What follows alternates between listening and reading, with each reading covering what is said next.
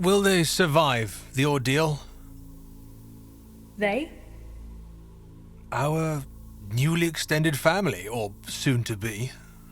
No, I do not believe they will. At least not all of them.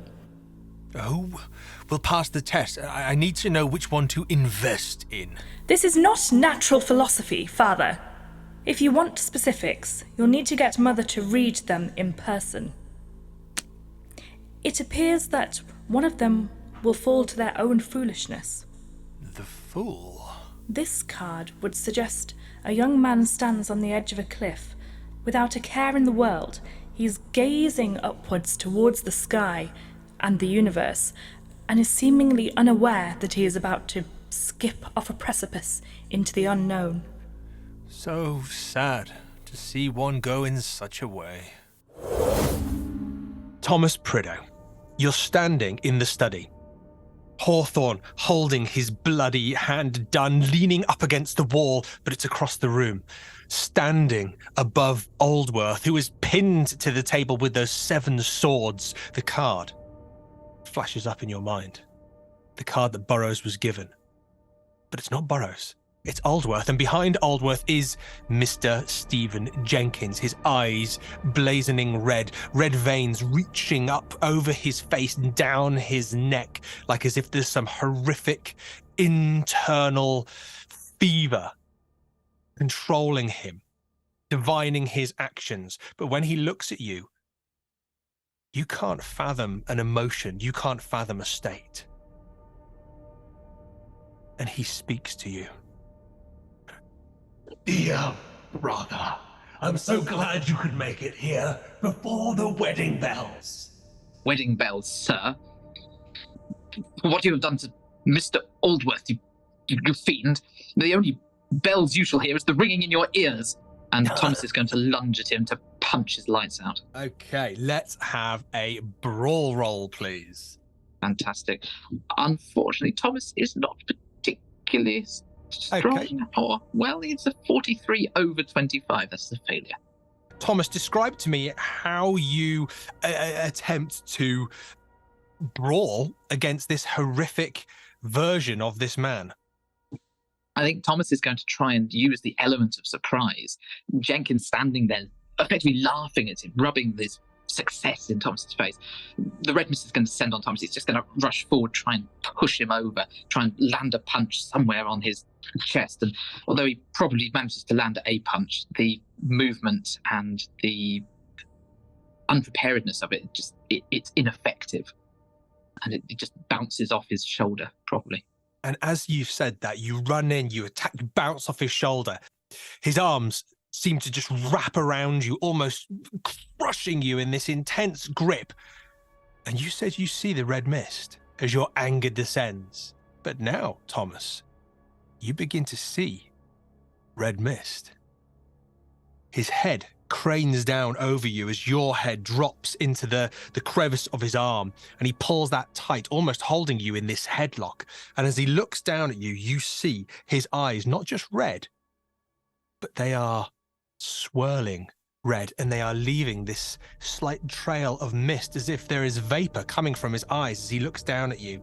And he smiles, and there is the red liquid inside his mouth, almost gelatinous, slathering around his teeth and over his tongue. And as he smiles at you, a few drips of this patter onto your face as you're looking up. I'm gonna need you to make a sanity roll here, Thomas. Really? Oh, okay. It's every day. Oh, it's a 4 over 42. That's an extreme success on sanity. Wow. Okay, I hate to tell you, there is still 2 points of sanity loss here, because this is face to face with the most inhuman, inexplicable thing you have ever encountered. Jenkins, this is... You're not Jenkins. You can't be. This is not possible. But just Thomas is, for the first time in his life, lost for words. This inexplicable occurrence that is happening. This thing that wears the face of a gentleman, but is no gentleman. The entire order of his society is thrown off. And yes, it's And this is, I think, the first real shock that Thomas has had, the first inclination that something is going on that isn't explained by just humans. And it scares him. Well, it's about to get scarier. Because your head is in his arm, cradle, his other arm wrapped around yours, pinning your arms to your body so you can't really fight back. His head descends over, and as you say, "You're not Jenkins, are you?" He says, Oh, I am Jenkins, and I am so much more. and then his mouth opens, but rather than saying words, he leans over, and this almost red mist over the gelatinous goop in its mouth begins to roll out, almost like smoke, like a fountain of smoke pouring from his mouth, and it just washes over your face. Thomas, can you give me a power roll, please? And my good luck has ended. That is a 72 over 45. You feel a warmth wash over you. It's not unpleasant, but you also feel yourself relax some. Your own personal internal red mist returns. Your will to fight back seems to dissipate somewhat. Not completely, but you are beginning to become slightly accepting of your situation in this extreme situation. And in that moment, Stephen Jenkins, holding you headlocked and holding your body, begins walking. And as he's walking, his strength just drags you with him like some kind of teddy or puppet in its arms as it walks through. Hawthorne's holding his arm, Dunn standing back to the wall. Jenkins walks out of the study and turns, and he goes into the dining room.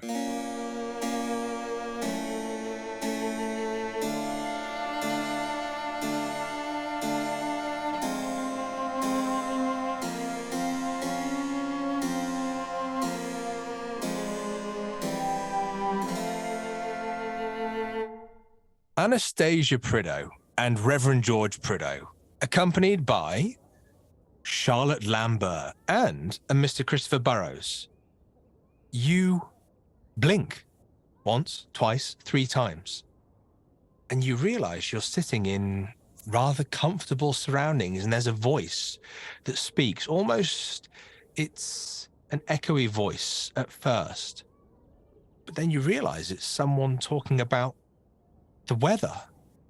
Well, of course, I'm so glad you agree with me that it's unseasonably mild for this time of year. I mean, I know Devon has a much better microclimate than certain parts of the country, and I mean, it's a wonderful coastline. But yes, it is terribly unseasonable, Reverend. I completely agree with you. Why, yes. Yes, it is. Devon, you say? Devon. I've been to Devon before. Yes, I have. Is everything all right, Reverend? Uncle? What's...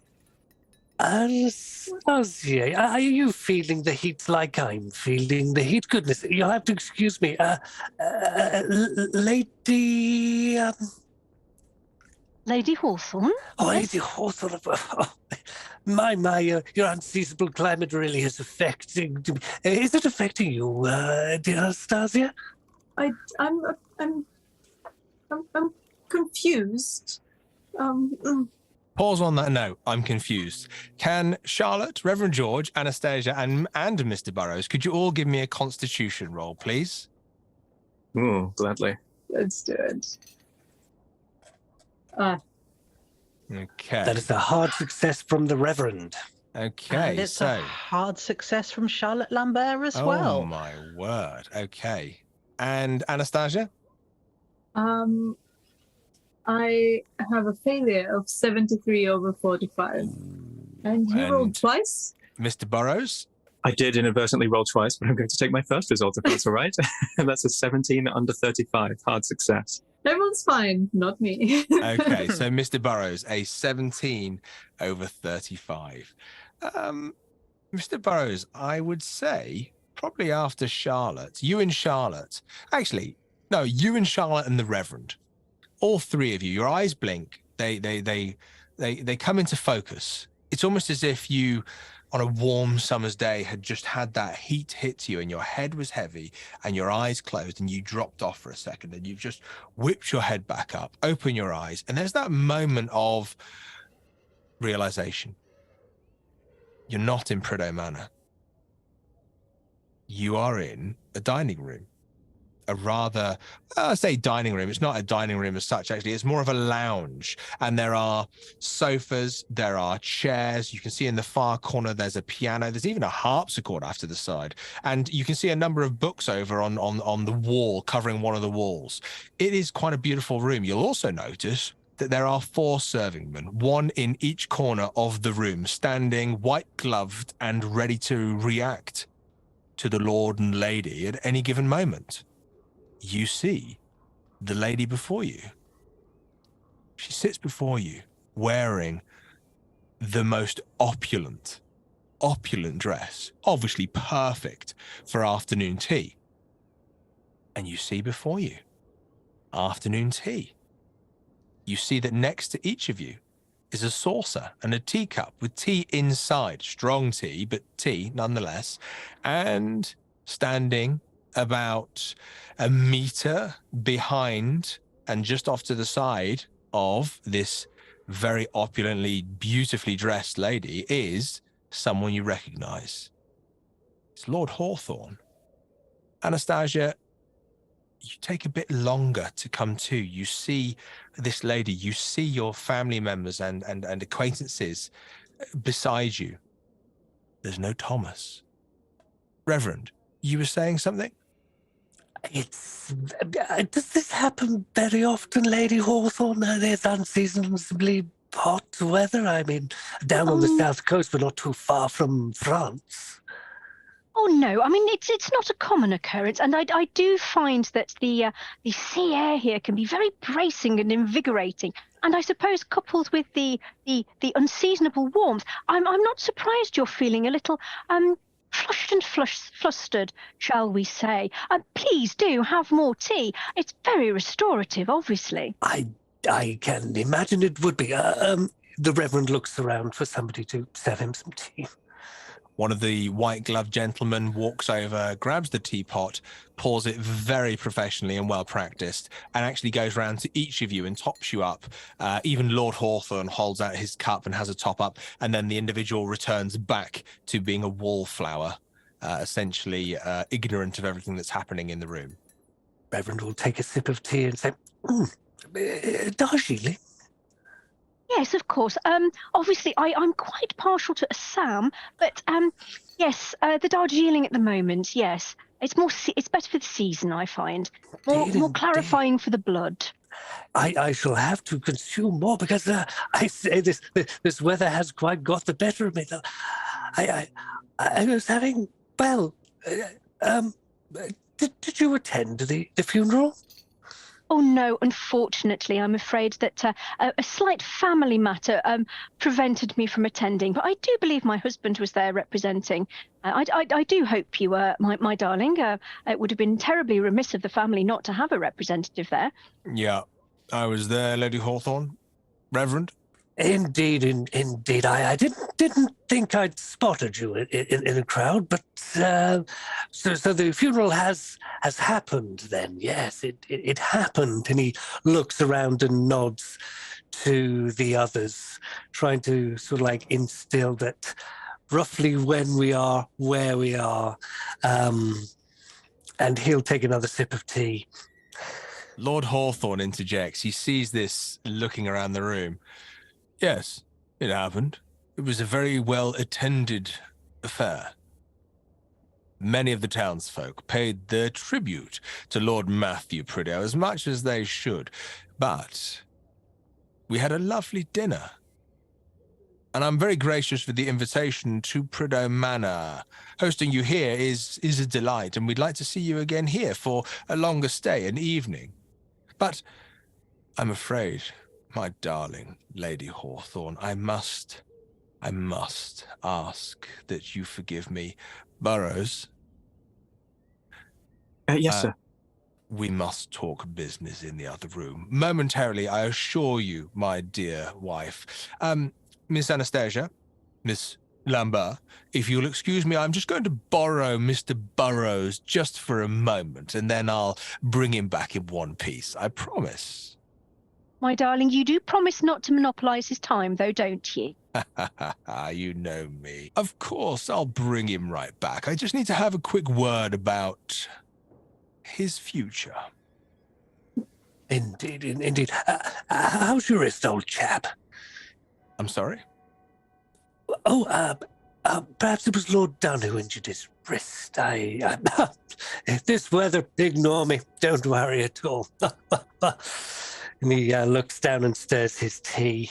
You'll notice that Lord Hawthorne just looks at you for a moment, almost a fraction too long, almost a moment too long when you ask about his wrist. He just looks at you. I expect our eyes do flick to his wrists. You're very welcome to make a spot hidden. I would love to. Let's do it. Yeah, I mean, you're all welcome to make a spot hidden because this is something that the Reverend has pointed out. The Reverend is concentrating on his tea. That's a 80 versus 31. It's good And tea. it's a failure for Charlotte, 54 against 35. Okay, Anastasia? Failure here, big one, 93 over 45. And Mr. but that's Burrows? okay. Burrows' eyes are wide, and perhaps because he's already leapt up to follow his lordship to the other room, he's able to get a different viewpoint. He got a hard success, 19 under 40. Okay, Mr. Burrows, you see Lord Hawthorne's hands, plain and clear in front of them. He's holding one hand in front of the other, not in an attempt to hide anything, just the way he stands in his lordly state. And you can plainly see that there is no cut on his hands. But you know what else you see, Burrows? You can see that Lord Hawthorne sees you staring at his hands.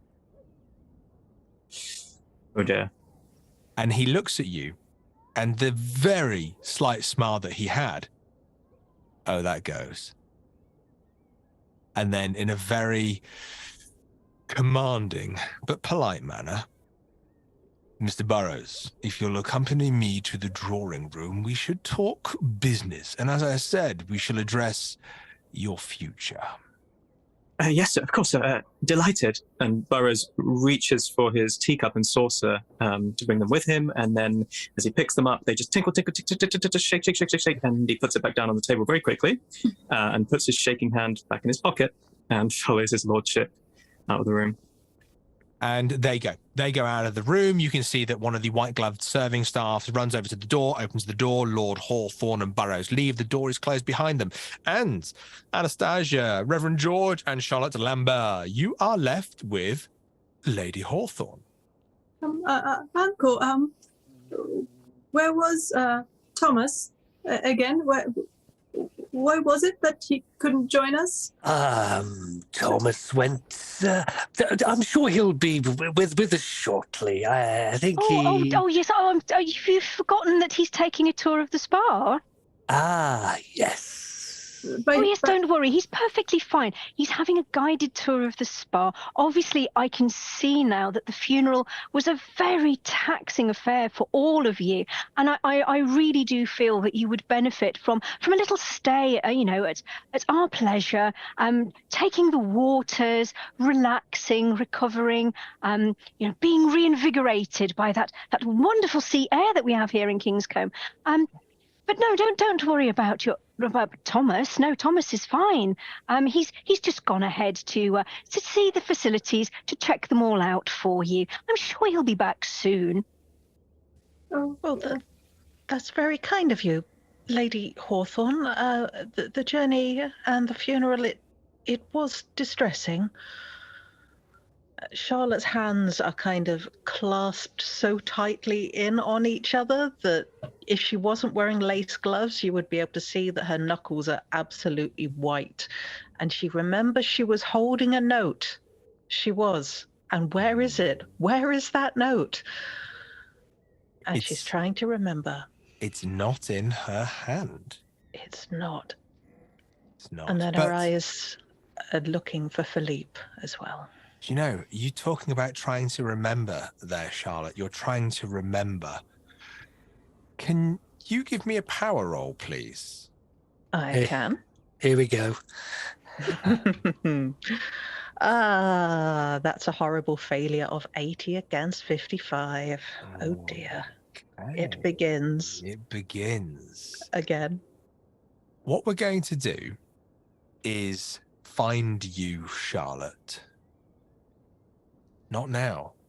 Not on the 9th of March, 1812, in Hawthorne Manor. We're going to find you sitting in the dining room, taking the note from Charles, taking the note from Reverend George. You're in the dining room. This is the 8th of March, 1812. This is the day before. This is the day of the burial of Lord Matthew Prideaux. And you're sitting there. And as you take this note, Philippe disappears.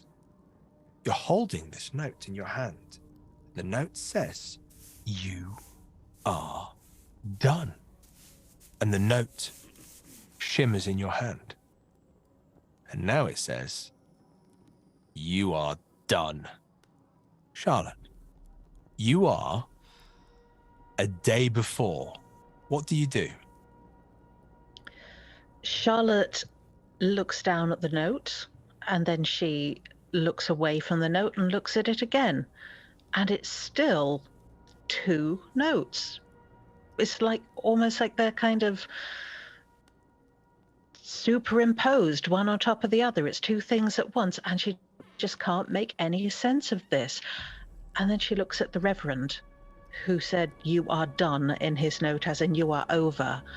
And she remembers every little thing that he's said to her lately that's made her not feel like one of the family.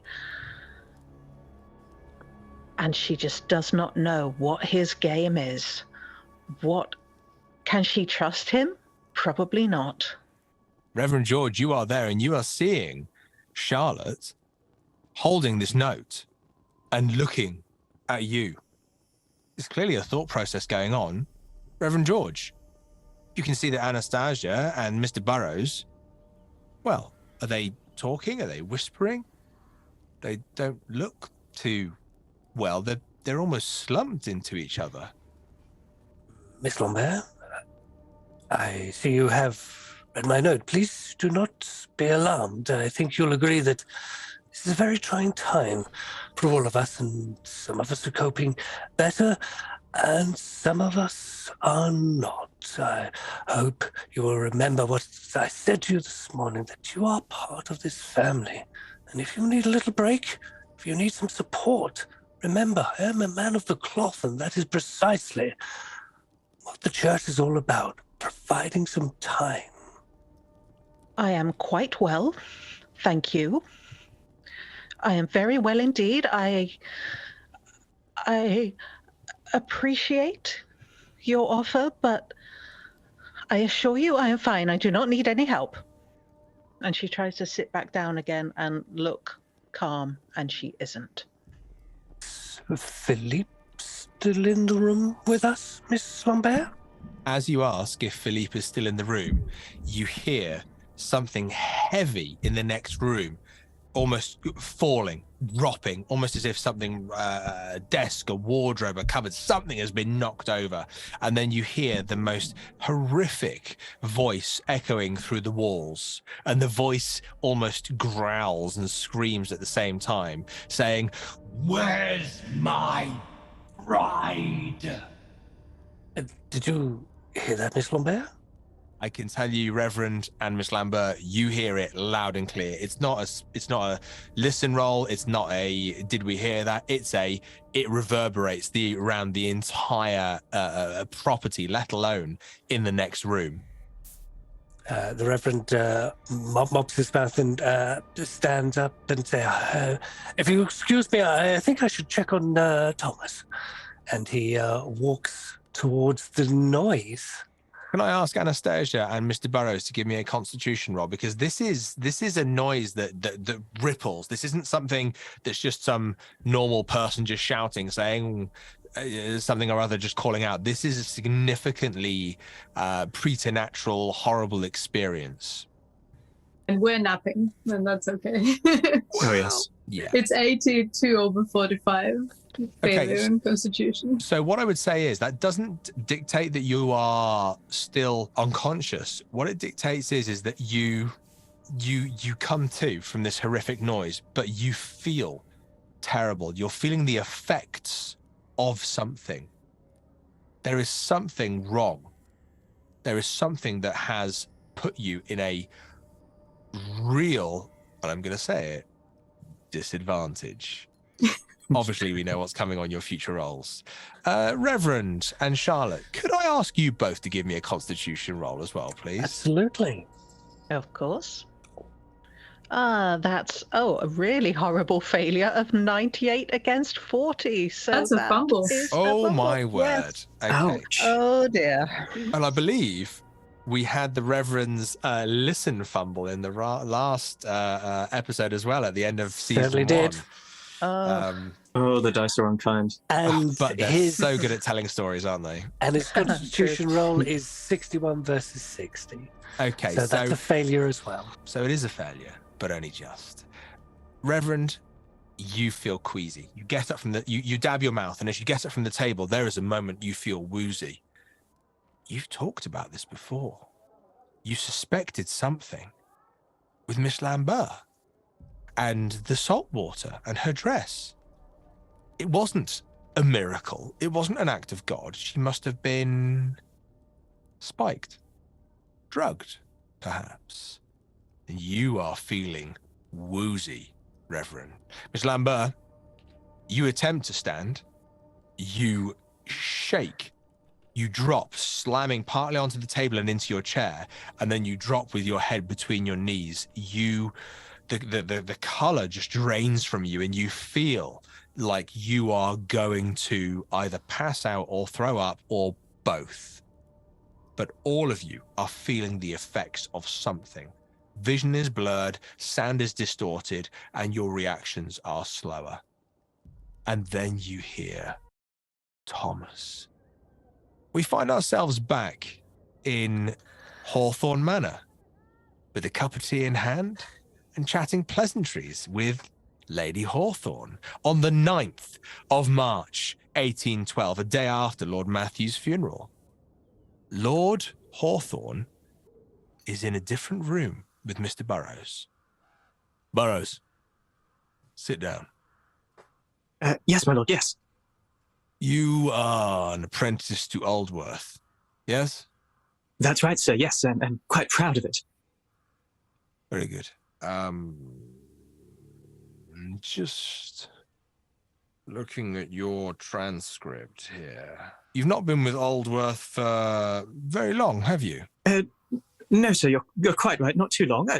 Long enough, I should hope, to have earned his trust and proved myself loyal and dependable. I should hope. Aldworth has been called away, Burrows. Burrows is wincing heavily every time he says Aldworth's name, as if trying to squeeze an image out of his head. Called away, sir? Yes. Other business. More important business. What we've requested here is merely maintenance of family estate and affairs. I've asked to keep you as a retainer, as long as you're agreeable. Very well, sir. Yes. Goodness, I shall prove myself equal to the task. Equal to the task means that you serve Lord Thomas Prideaux. Yes. Yes, quite so. But, Burrows, I am the one paying the bills. I see. As much as you serve Lord Thomas Prideaux, who do you really serve, Burrows? Okay. Burrows takes a deep breath, inflates his little pigeon chest. Oh gosh, what is the name of Mr. Aldworth's firm? Is it Aldworth Associates or Aldworth something? Associates. Aldworth Associates, okay.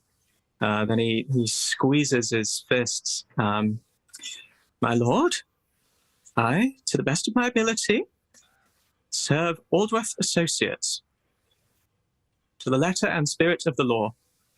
And this letter in the spirit of the law, dictates that you answer to the Kingscombe Spa owners and proprietors, which, as you'll see, is ownership done, 33%. Ownership Prideaux, 33%.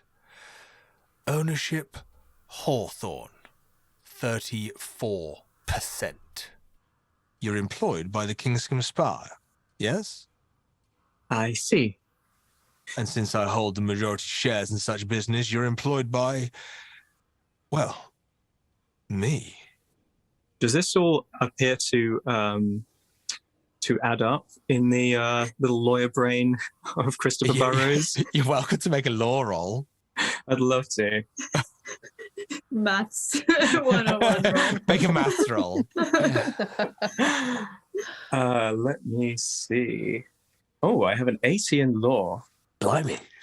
Well, I guess that makes sense for a lawyer's apprentice. I guess it does. Actually, that's like higher than professional. That's like you could be doing a PhD or something. I think everyone's just been thinking a little bit poorly of Burrows, and he's actually amazing at his job. He's a savant. He's a prodigy of the law. He just doesn't check like Karen Trevor's names. That's his one flaw. Well, it's not in his books. I'm sorry.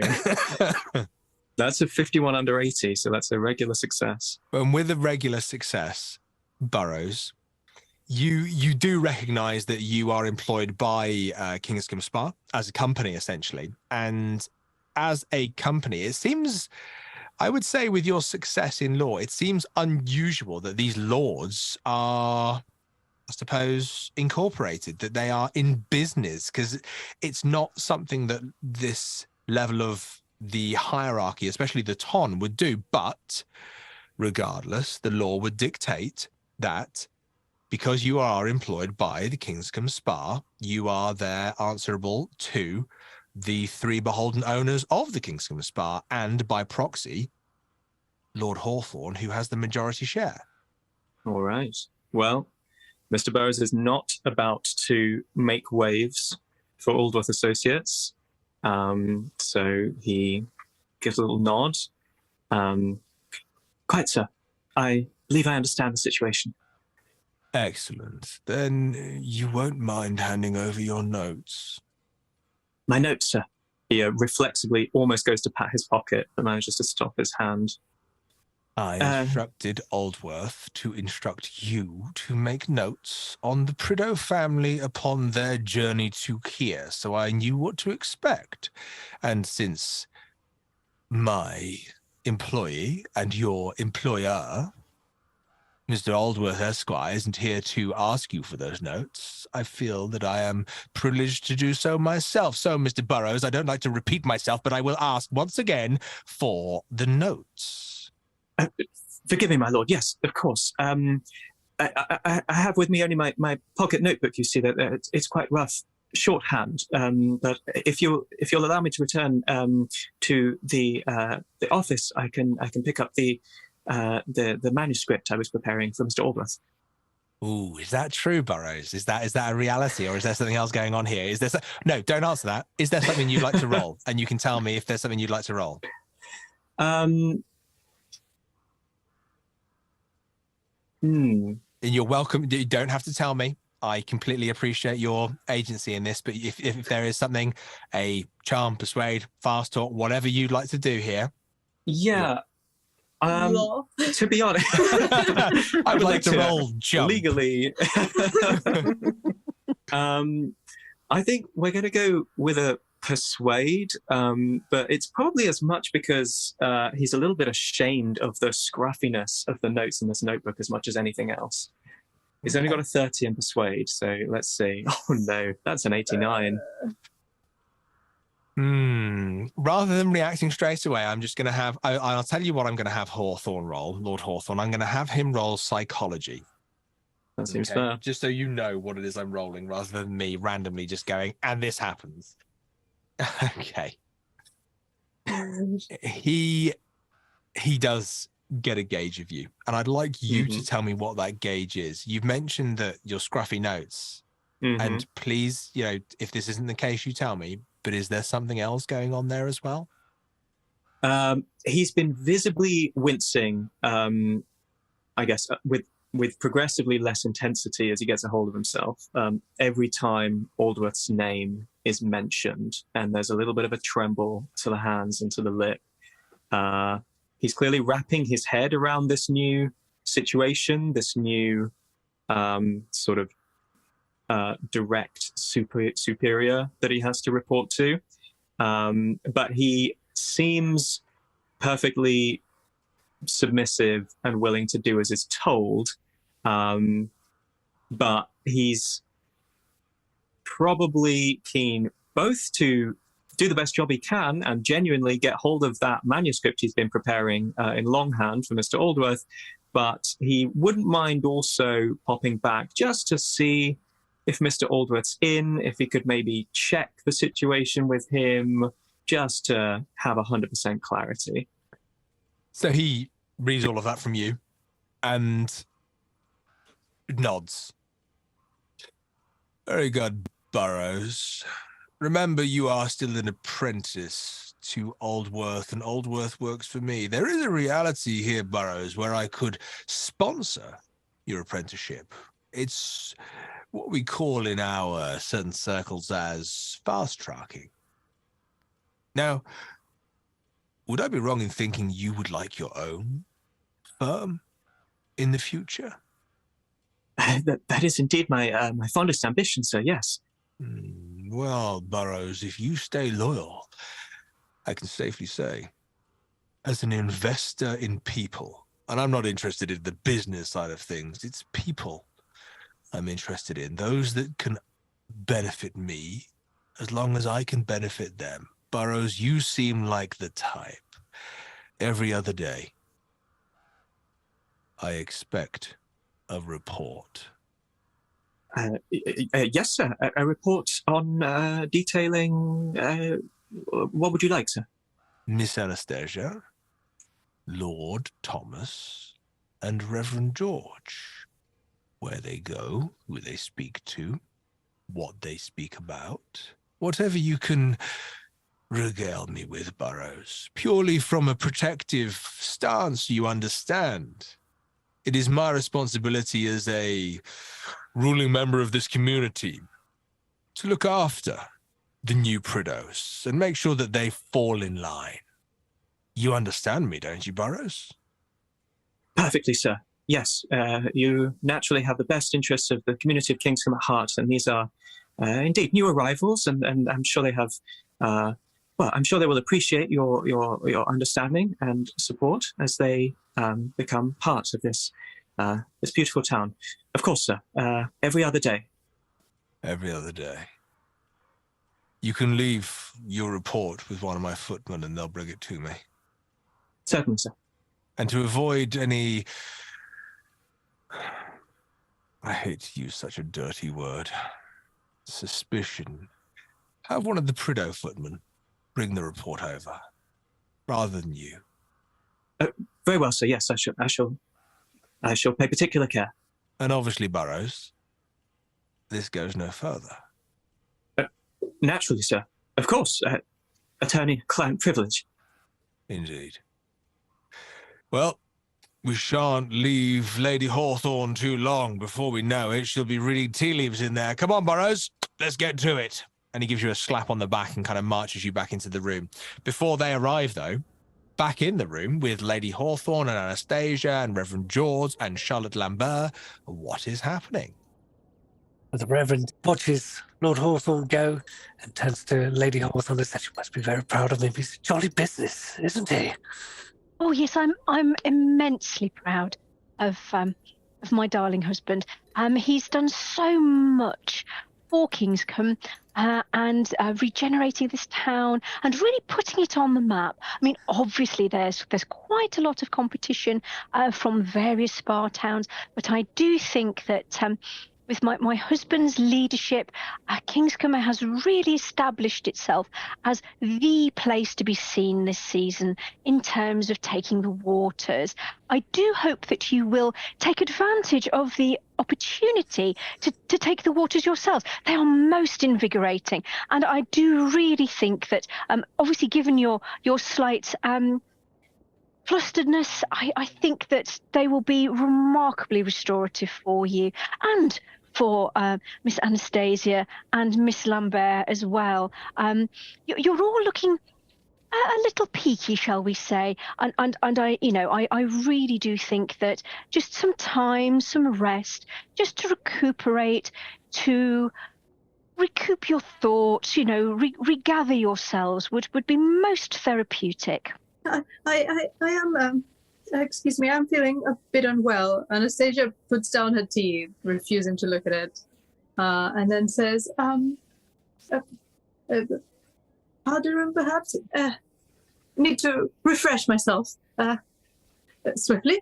And she gets up and, without asking for directions, walks the way that Mr. Burrows went with Lord Hawthorne. One of the serving staff immediately make their way to the door, white gloves, open the door, and this room is opulent. There are floral patterns across the doors, the walls. It's all gold crusted and white kind of framed. It's a very beautiful room you're in, and this that you actually see now as you see one of these serving staff run towards the door. They're actually wearing matching clothes. Their clothes actually match the walls in the room.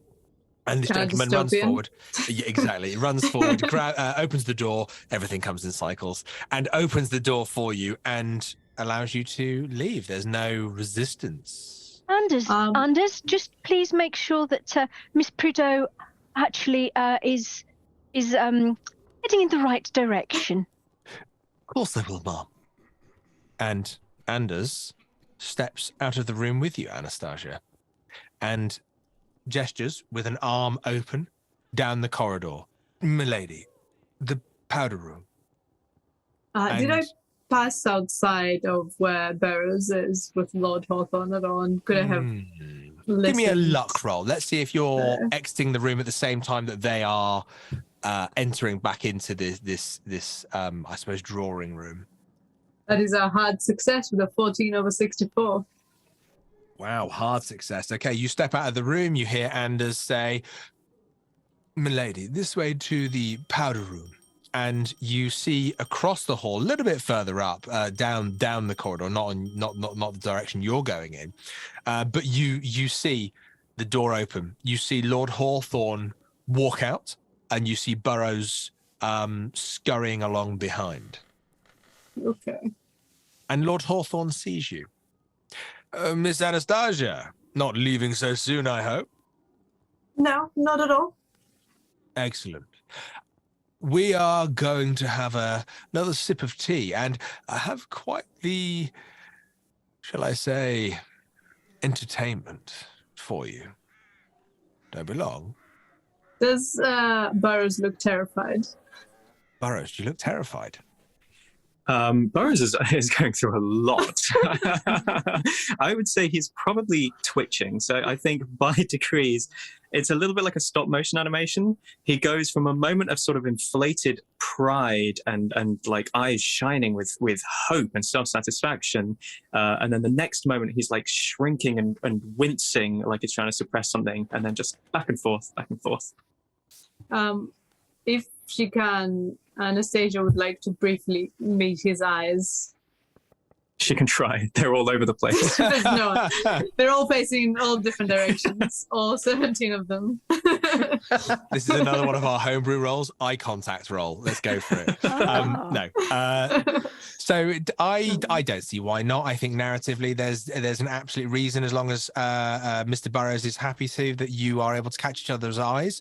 Yes, Lord certainly. Hawthorne seems intent on taking Burrows back into the drawing room.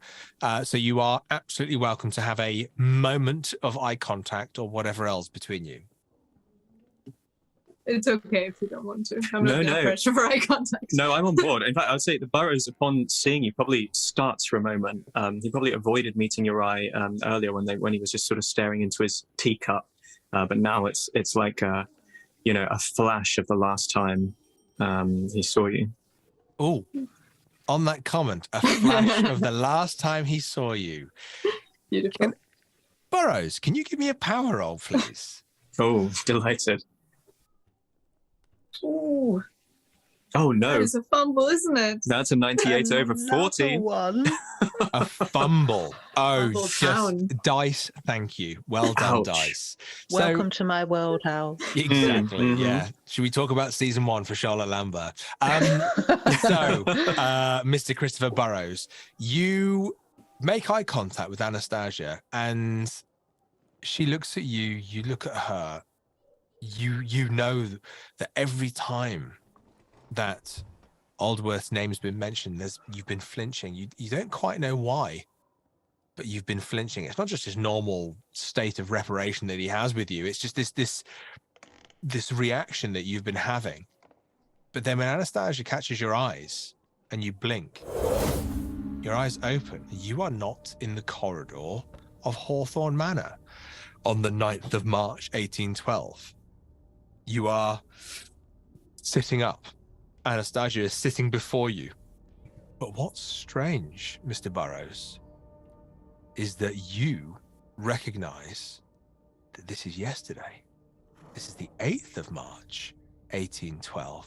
This is Lord Matthew Prideaux's funeral. But with your fumble, Mr. Burrows, you know that it is not the 8th of March, 1812. You know it's the 9th of March, 1812, and you should be in Hawthorne Manor.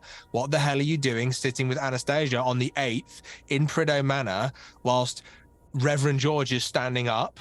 Charlotte Lambert is putting her head between her legs and having some kind of fit. Panic sets in, Burrows. Oh goodness, not this dream again, no. You're here, but you're not here. You're in Hawthorne Manor, but you're here. And then there's a voice, Burrows, and that voice. Where is my bride? Sends a shiver down your spine, because when you hear it, you are looking into the eyes of Anastasia, and she looks terrified. What do you do, Burrows?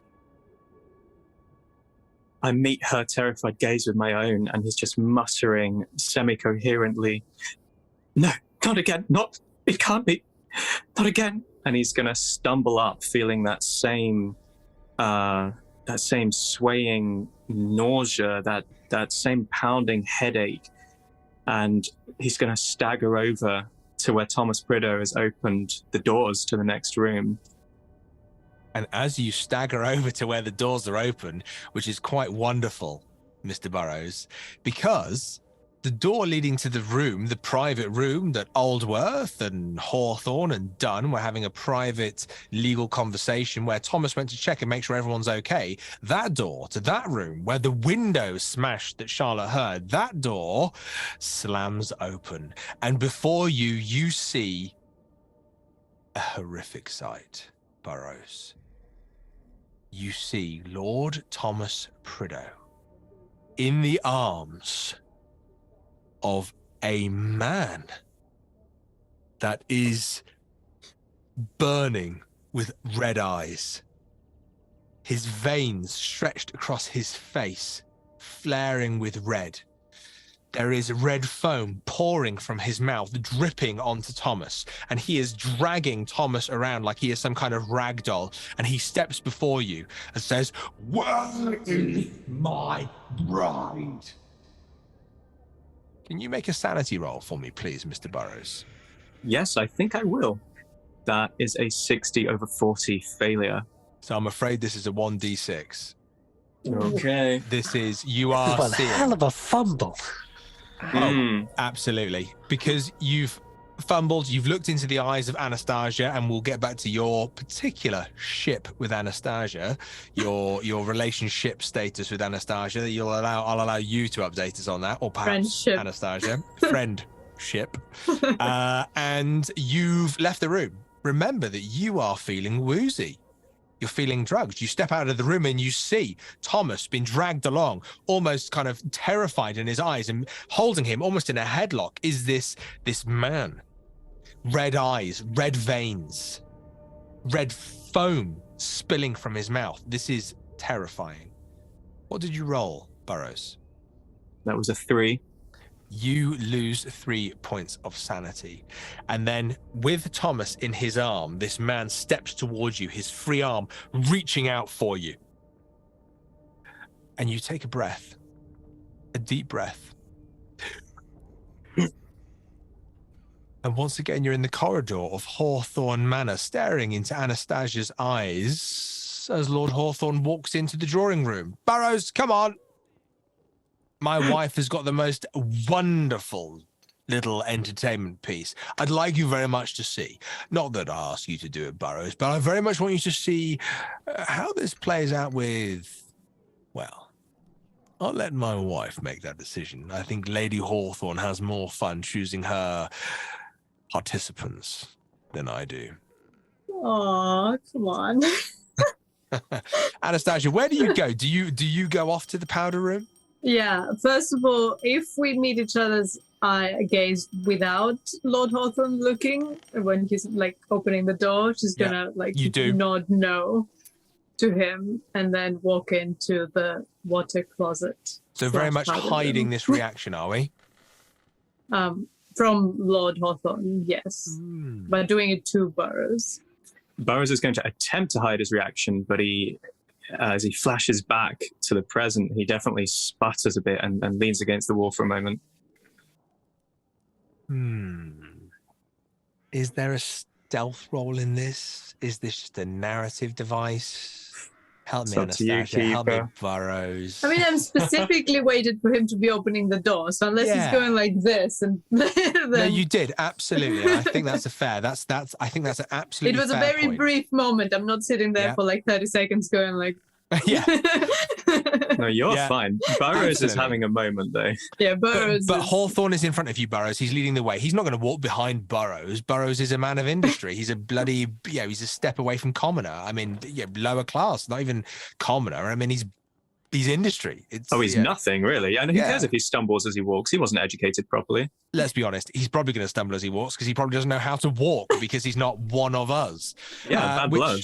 Absolutely. I'm glad we agree, Burrows. I'm glad we agree. I think, Anastasia, walking past, the fact that you have narratively explained that you were waiting for Hawthorne to be passed, absolutely. There's no role needed. Narratively, you are able to give that look. He gives a look back. But Anastasia, you see in Burrows' eyes, when you look at him and you give the signal, he gets the signal, but you see a glint of something. You see fear. And he also sees fear. There's a lot of fear going around. And Burrows and Hawthorne make their way into their dining room. Charlotte Lambert, I imagine you're there sipping tea? Absolutely. And she's still thinking about this note which said, "You are done." One of which versions of the note was "You are done," as in the name done. And she really wants to find out more about this. So looking at Lady Hawthorne and trying to appear as politely interested and not at all worried as she possibly can, she'll ask, "So, Lady Hawthorne, I understand that the Hawthornes and the Prideaux and the Duns have been friends for a long time. Is that right?" Oh, yes, of course. 3 very venerable families. I think you could quite safely say that Kingscombe is our 3 families' domain. We've been here almost since Noah's Ark, I think you could say. How fascinating. And they've always been here then? Always here in Kingscombe? Oh, as far as I'm aware from the family histories, yes. Of course, they only go back so far. But yes, I think you can quite safely say that we're definitely a permanent fixture of the local countryside. And it is lovely countryside. We had an opportunity to see a lot of it coming in, and it looks like such a prosperous little town, and I'm looking forward very much to exploring it. And the spa, it sounds wonderful. Oh, it is, my dear, it is. I'm sure you'll find it most transforming. As you say, countryside, most transforming in regards to the spa, Hawthorne walks in, Burrows follows, and Hawthorne just, not in a way to hide it, but just says to Anders, call for Tobias. like a little music for our guests. And then wanders over. Charlotte, can you give me a... don't know, history roll, I think, maybe here? Okay. History. What have I got? I've got 20. Just scraped a success. I've got 19. Okay. You talked about coming in on the carriage and seeing the countryside. You remember something that happened on your way in that you saw from the carriage window that seems to have, well, everything has happened so quickly. Yesterday, you were at the funeral. The next thing you know, you're here. Hawthorne Manor. You haven't had a chance to talk to your friends, talk to your family, talk to Philippe. But you're now in a position where you're talking to someone. You're very welcome to bring up the event you saw, which was a duel in the fields, a pistol duel in the fields, as you rode into Kingscombe. Now, you don't have to at all. This can be a firm secret that you keep, but you saw something. And it's up to you. You're talking about arriving, events, people. Lady Hawthorne is very much giving you a tone of Kingscombe. You have experienced your own version of Kingscombe.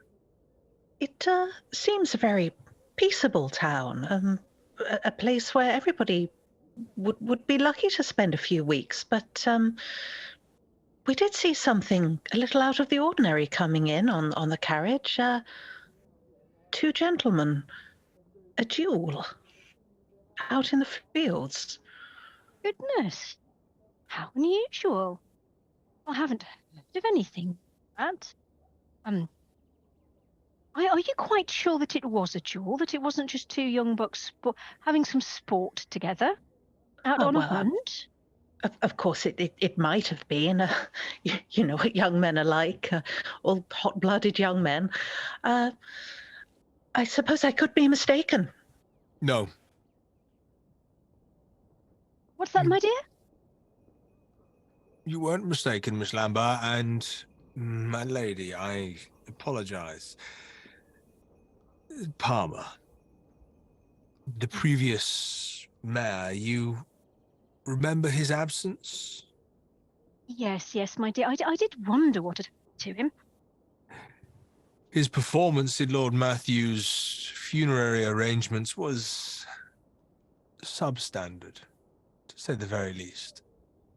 Unfortunately, Miss Lambert, here in Kingscombe, away from the cities of which you may be used to, sometimes disputes have to be dealt with in a different way. I'm firmly aware of our previous mayor's unfortunate resignation.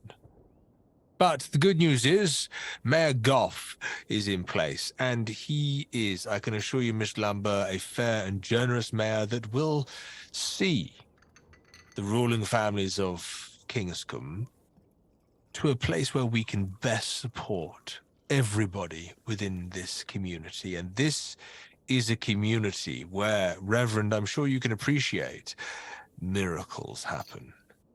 I'm sure they do. Your good lady wife has been explaining the restorative powers of the spa and everything like that goes on down there. I bet your children must be very, very proud of their parents holding up such a lovely business. Well, I do believe darling Tobias will be playing the pianoforte for you momentarily. He has been practicing so hard. Oh, goodness. And what does his wife think of his practicing the piano? Unmarried as yet, I'm afraid, but it is an intention, my darling, that with this coming season, we very much hope to change, is it not? Oh, it is, my dear. Yes, of course. Such an eligible young man. Most definitely deserves a wife of equal standing. And I'm going to look slightly pointedly at Anastasia and Charlotte at this point. Just not concentrating on them, but just letting my gaze slide across them. Anastasia is not there at the moment, I believe. Oh, yes. Quite right. Anastasia is in the powder room.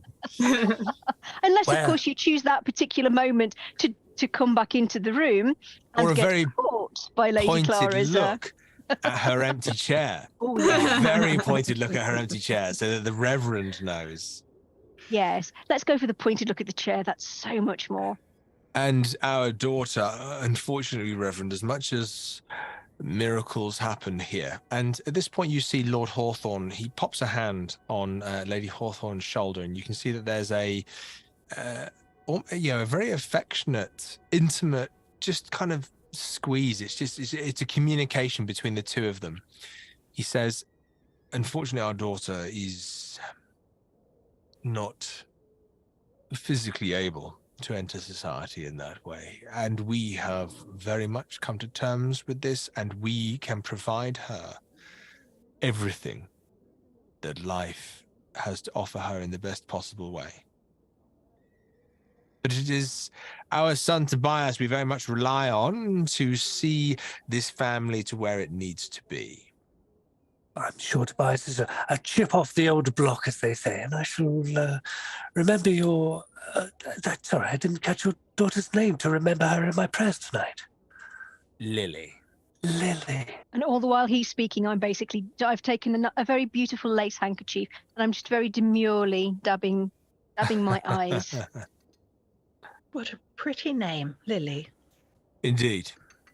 But let us move on to more appropriate subjects. We are here for entertainment. We're here for community. We're here for our families to bond because we have been so separated. And I feel that with the absence of a Prideaux in this community, us spending time together, and we will indeed spend time with our friends, the Duns, it is hugely important that, well, we get to know each other's tics, talks, foibles, as such. Reverend, if you will, my beautiful wife has this, should we say, what should we say, darling? Talent? Oh, I wouldn't go so far as to call it a talent. An amusement. It is an amusement. An amusement indeed. But, Reverend, I think it would be acceptable to say that you believe in miracles? I have yet to witness such things, but I believe we witness miracles every day when the sun rises in the sky and the stars come out at night. That's where I look to my miracles. I wish I'd brought my telescope with me. Oh, well. Seems in your short time you have noticed that Prideaux Manor has an observatory. It has been a whirlwind tour. I shall have to acquaint myself with that facility quite. very soon. Unlike yourself, Reverend, I look for my miracles in my dreams. But luckily, my dreams are right here with Lady Hawthorne. Lady Hawthorne, please. Yes, my dear. Use the Reverend as your example. I'm very much looking forward to this. Oh, should we not wait for Miss Anastasia to return? Oh, I wouldn't want her to miss this. Indeed. Apologies. Lady Anastasia, where are you? What are you doing? What are you up to? Why aren't you in here, Miss Anastasia? What are you doing? Is that what Lord Hawthorne is like singing outside the powder room? That's me as the keeper. What are you doing? So Where creepy. are you up to? Well, I had so I have some questions, technical questions about, is there drinking water in the water closet? Or is it just non-drinking water in the water closet? I would say at most there would be a bowl of water for you to wash your hands in. That will be it. No drinking water. And I am so glad that Lynne is here to tell you that, because I would have said, yes, of course, there's full plumbing in the house. Well, I mean, no. I would say that I would imagine that there will probably be a jug of water and a bowl. So you would pour water from the jug into the bowl and wash your hands. Okay. Would the jug be of drinking water or of bad water? I would thought in Hawthorne Manor, I would expect it to be, from a well, and probably as good as you're going to get in this particular time. Okay, because... But it's up to you if you want to drink it. Well, she's drunk worse things recently, from what I gather, so...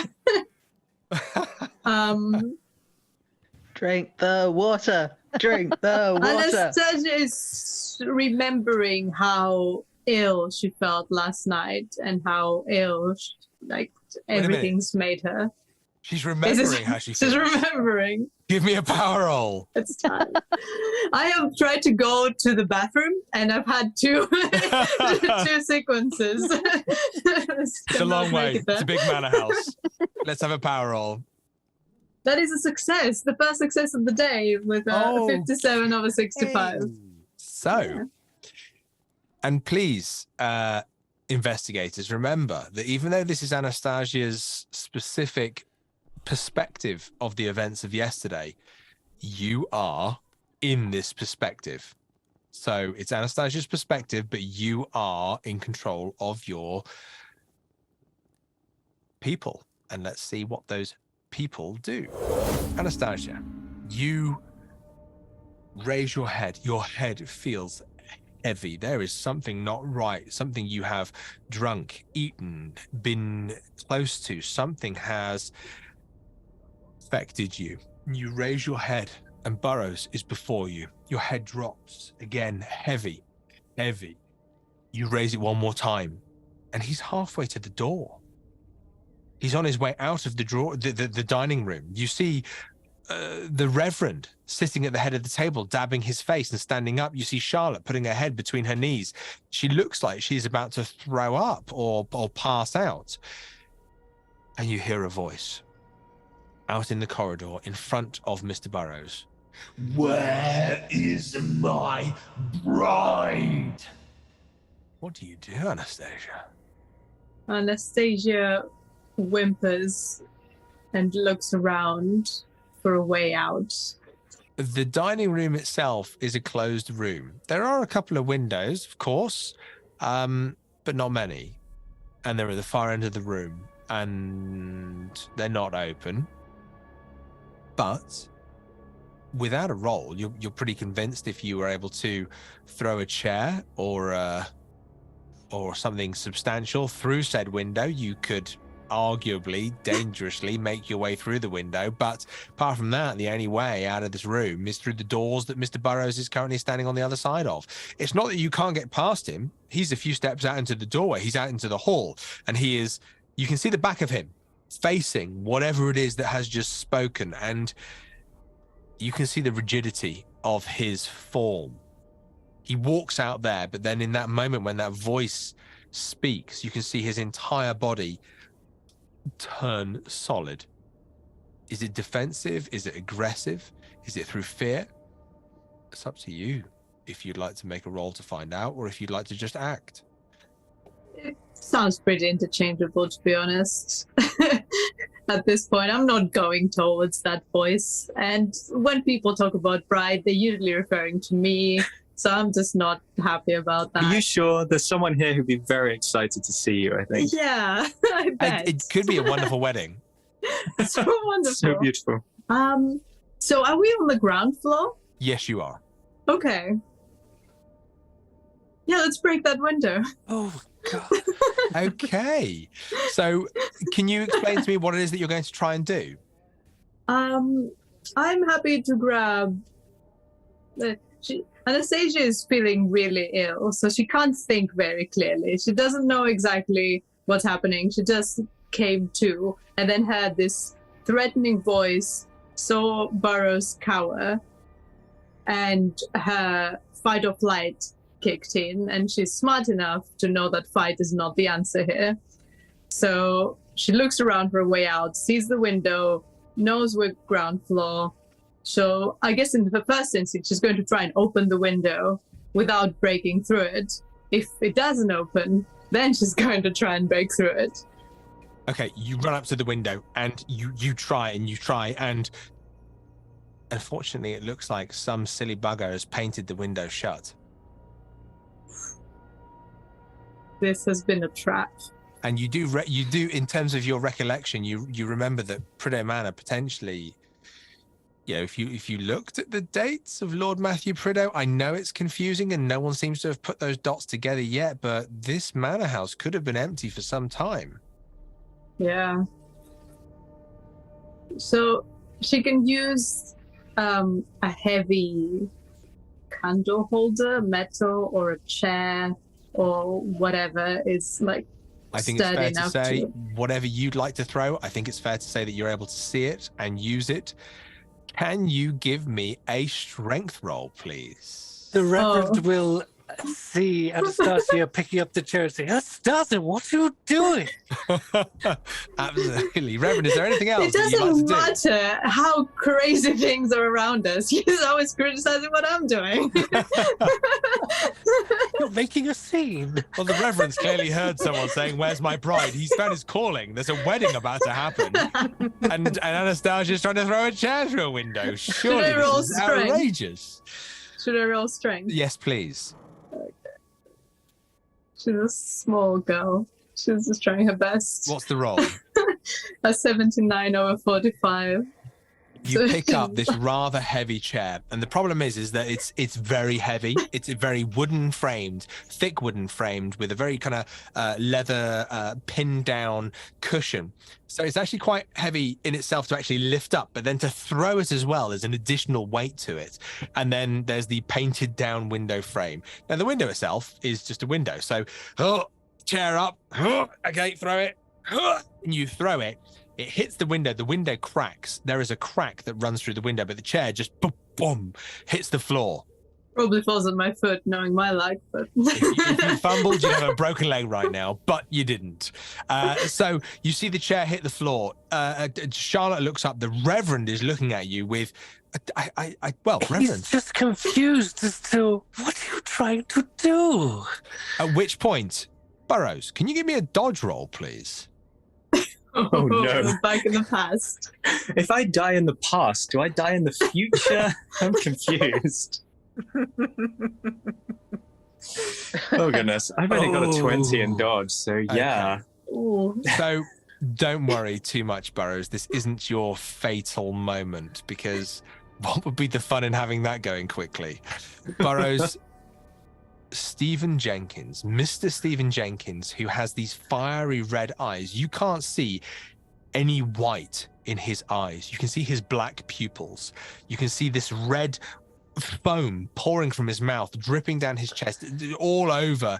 Unfortunately, Thomas is in this headlock, and Thomas is screaming and bucking, wailing almost, trying to get free.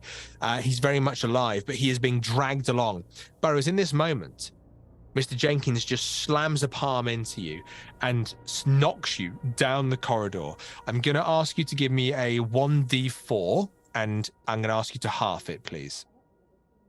Okay, well, I rolled a 4, so that's 2. So 2 points of damage as you slide down the corridor.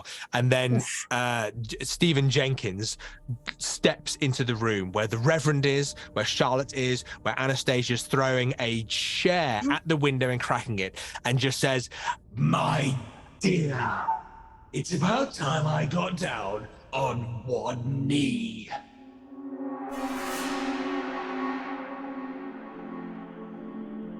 Thank you for joining us for Cult and Culpability. Remember, you can find us at www.miskatonicplayhouse.com, and you can also visit the main stage for other scenarios from the Miskatonic Playhouse, with links in the show notes below. Please like and subscribe, and if you can spare a minute to leave a review, it makes a huge difference to other like-minded listeners who will be able to find and enjoy our work.